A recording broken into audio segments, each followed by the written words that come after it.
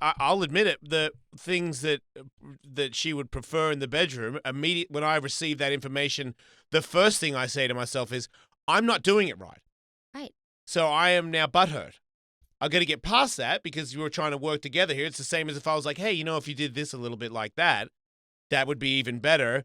And that means I am telling her that what you're doing could be better, which means it's not the greatest thing ever. And she has to take that with constructive criticism. I'm just saying, I remember when This is why people don't talk about it, because we're so afraid of hurting our partners. It could start resentment, because you could take that and go, oh, really? I'm not doing that well? Okay, dear, thank you. And then hold that for a week going, fucking not licking your pussy. Oh, you let me fucking do this right. I've done it. I've heard that voice go, maybe you should fucking... And I'm like, how could you not know how to... I don't like getting any pointers. Right. Well, this is why I teach. Because you're telling me I'm not fucking on fire. And that means I thought I was on fire. Right. See, when I was younger, I actually asked for that advice. This girl I was dating, I was like, let's just take me to school. Show me exactly what I should be doing. But you didn't... But she probably didn't know. See, and it women wasn't don't. But women don't. Oftentimes, they don't know what doesn't feel good. So it's a whole. They like. Maybe she did, but most women don't know. I think she gave me good intel. Okay, good. But the other thing is that I teach people how to actually have the conversation so no one gets hurt, because everyone. Okay, so how do you go about it? How would you go about what I do all day. Explaining? Say. Give me. Let's have a scenario. Let's pretend we're a couple. All right. Well, What would you like more of, or what? Well, I don't think it's about what I would like more of, because I'm a man. So if you just keep doing, if all bets are off, then I'm pretty happy. Okay. But to me, it's like if I'm licking you, is there a certain thing that I'm doing that is better or worse?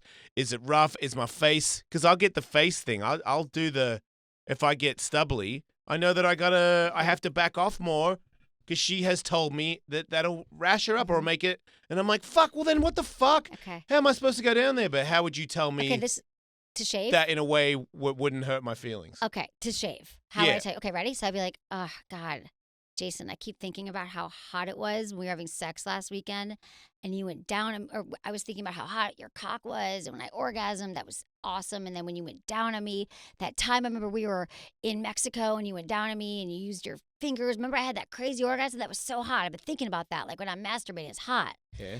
And I was thinking that when you have your mustache, your beard, your stubble, for whatever, it just kind of, it's a little scratchier, and I'm not as able to have that much pleasure.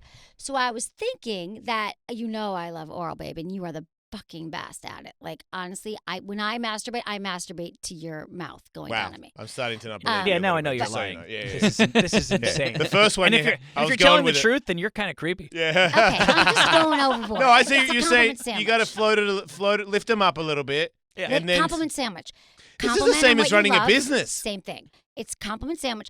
This is what I love about you. This is what I would like change. And then I close it with, and I just think that would be really, the hottest friggin' sex ever. And tell me what you want. Like, what are you into? And let's be great lovers to each other, whatever your language is. See, I find if I say something afterwards about one particular thing, how great that was, and how my life is so much better knowing that thing exists in my life, then I'll know that I'll get that one again. Just kind of reinforce what you love.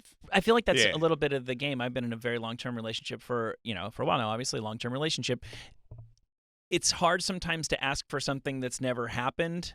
So that's another conversation. I can tell you about that conversation. But if you wait till something you do like happens, then this is kind of what you're doing. Remember that one time you did that was so great. Yep. It's almost you have to really, really notice when these opportunities present themselves that something really good happens that you would like more of, because that's a much easier conversation. That is, but so the other conversation is like this. The other top question I get asked is, how do I get my partner to blank? Yeah.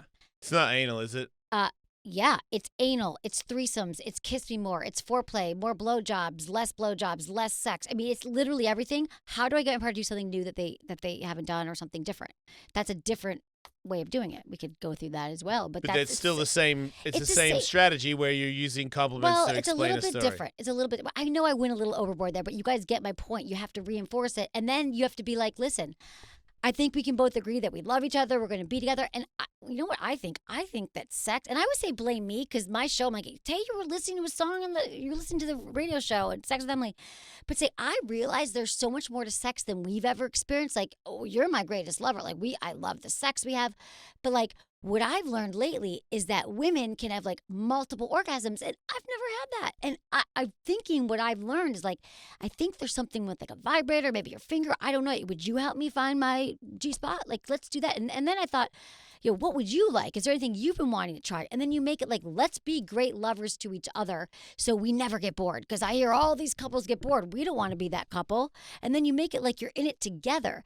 And the problem is a lot of couples just kind of think that one person's trying to figure it out and solve it on their own. But like, why can't couples just agree and know sex is going to get boring and stale after a while? You're going to need to spice it up. You're going to need to change it. So just let's talk about it and not get all like shamey and blamey. You don't want to, why don't you ever do this? You never do that. No one's going to hear you after you blame them for something.